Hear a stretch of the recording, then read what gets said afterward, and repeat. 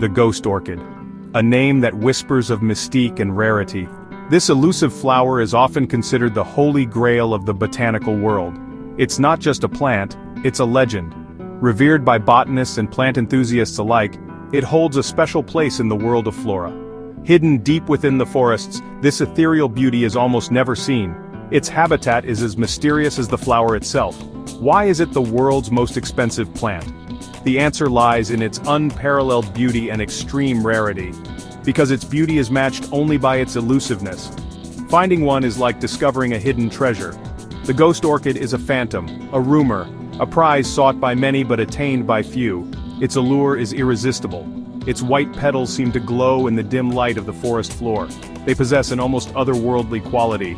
They dance in the slightest breeze, like spirits whispering secrets. Each movement adds to its enigmatic charm. The ghost orchid is a master of disguise. Its ability to blend into its surroundings makes it nearly invisible. It has no leaves, making it even harder to spot amongst the tangled undergrowth. This adds to its mystique and allure.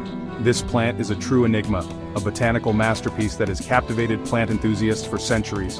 Its story is one of wonder and fascination.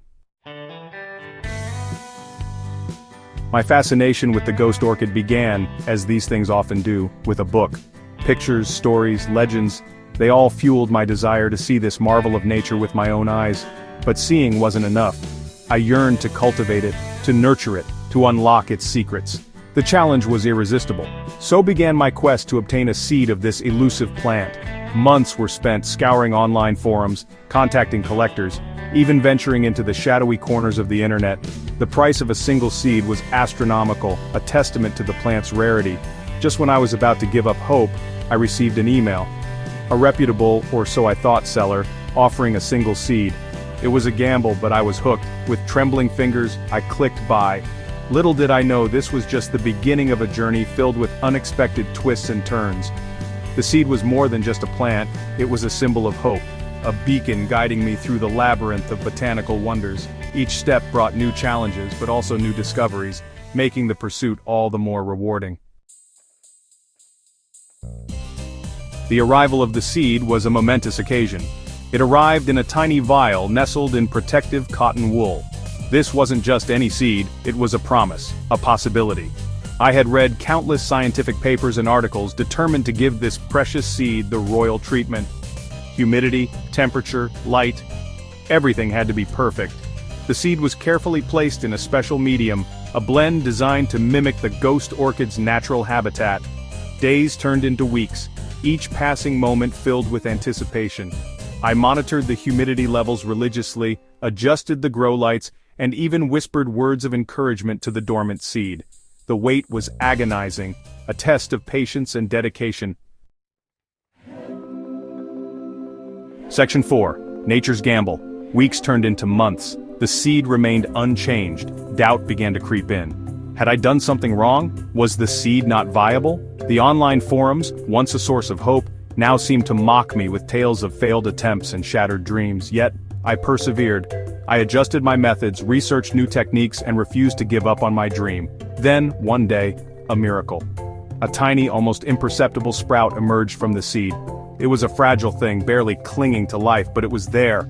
A testament to the resilience of nature. The sight of that tiny sprout filled me with a joy I had never known. My efforts had paid off. Or so I thought. Section 5. The Blooming Verdict. The sprout, alas, was short-lived. It had shown so much promise only to succumb to the harsh realities of its environment. Despite my best efforts, it withered and died within weeks. The disappointment was crushing.